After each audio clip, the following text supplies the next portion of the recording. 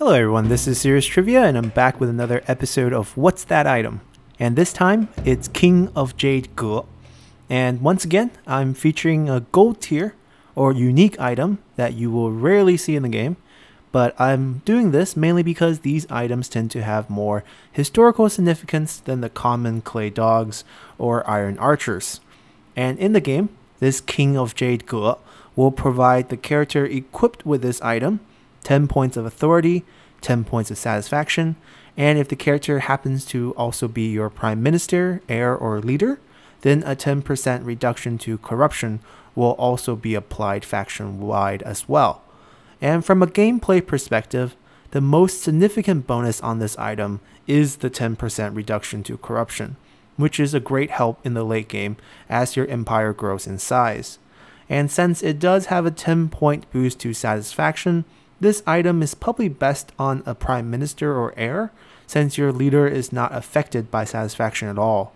And the 10 points to authority will also be great for boosting faction-wide satisfaction as well for any of your characters. And from a historical perspective, this item is not so unique as the game model would suggest, since Jade Ge or Yu Ge was mass-produced during the Shang, Zhou, and Warring State periods, which predated the Han Dynasty and the Three Kingdoms period, and it was used mainly as a ceremonial weapon for rituals and ceremonies. Now, of course, this in-game model claims that it was the king's personal Jade Ge, but the question here is which king, since during the early stages of the Warring State period, there were over 140 kingdoms, so this item would hardly be unique. But let's not get too focused on how unique it is. Let's talk more about what this item is in the first place. Now, jade, everyone knows, is a beautiful mineral that is often used by Chinese culture for jewelry. But what is a ge? If we look at the Chinese character here for ge, we can see the evolution of this character from its earliest form during the Shang Dynasty over 5,000 years ago. And the Chinese written language is a pictogram language, where characters are designed to look like what they represent, which we can see especially in the earlier forms of the character. And ge happens to be the name of a weapon that is pretty unique to China. And in this picture here, we can see the ge on the left being a polearm weapon that has a dagger-like tip that is mounted on its side like an axe. And on the right, we have a mao, or what in English is known as a spear. And in the middle, we have the combination of these two weapons in the form of a ji, which is the weapon feature in the game on units like ji militia. While we also have spear units in the game, we don't have any ge units in Total War 3 Kingdoms. And the reason for this is because this weapon was designed to be used on a chariot, like the one shown here. And the chariot was the king of the battlefield in China for at least 3,000 years, before they finally fell out of favor during the Han Dynasty as cavalry replaced them. Now, chariots were not exclusive to Chinese culture, as many other ancient civilizations, like the Egyptians, also used chariots on the battlefield. So why was ge a uniquely Chinese invention? Well, the reason for this was because of how chariots was designed and used in China. In the picture on the top here, we can see a side-by-side comparison of a Chinese chariot from the Warring State period and an Egyptian chariot. And right away we can see a few key differences. First, the Chinese chariots were bigger and taller than the Egyptian counterparts, and it was designed for 4 horses and 3 soldiers on top, where one was a designated driver, one was an archer, and the last one used a ge, while the Egyptian chariot only houses 2 horses with only 2 soldiers, with one being a driver, while the other used a bow and arrow. Additionally, the Chinese chariot here were a lot sturdier, thanks to their wheel and axle design, as the wheel have many more spokes and bronze bearings that tighten the wheel to the axle. This made the Chinese chariot much more like a modern-day tank, while the Egyptian chariots played the role of horse archers.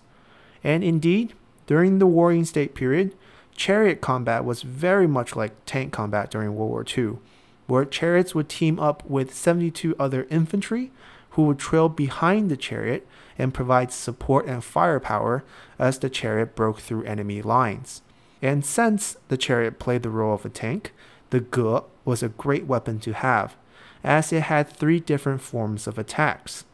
Its main use is to peck, where you would swing the Ge much like an axe, and use the dagger-like tip to peck at the enemy infantry high above their shield, from your high ground on top of the chariot platform.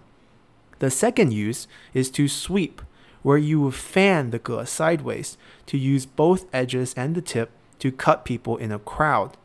Lastly, the most devastating attack on the Ge is to hook.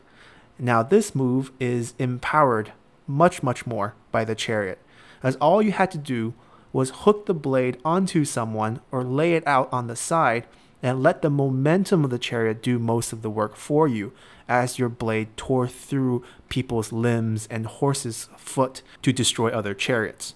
Now, apart from the chariot team, Ge was also used by infantry on foot, like the ones shown in the picture here. But if you're not on the chariot, you'll be using a much shorter version that's one-handed, so you could free up your other hand for a shield. And this combination of shield and Ge was called Gan Ge, as Gan was the ancient name for shield. And the reason why I'm bringing this up here is because there's a very famous proverb coined during the Western Han Dynasty that's still heavily used today, called 化干戈为玉帛.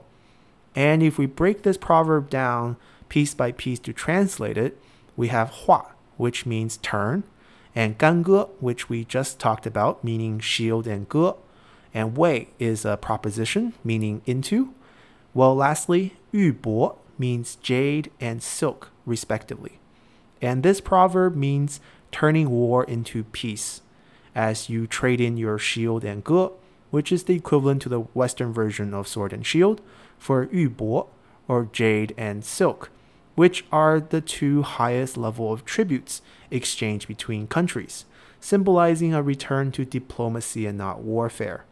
And this proverb is another reason why many of the kingdoms during the Warring State would craft jade into the shape of ge to symbolize peace, as jade was not a very strong mineral, so it was definitely not used for combat, and it was exclusively used for ceremonial roles like the signing of peace treaties. But jade do keep for a long time, so you still can find many of these jade ge from the Warring State period today. And the one I have pictured here is actually from an auction website in LA last month that went on auction with a starting price of only 600 USD.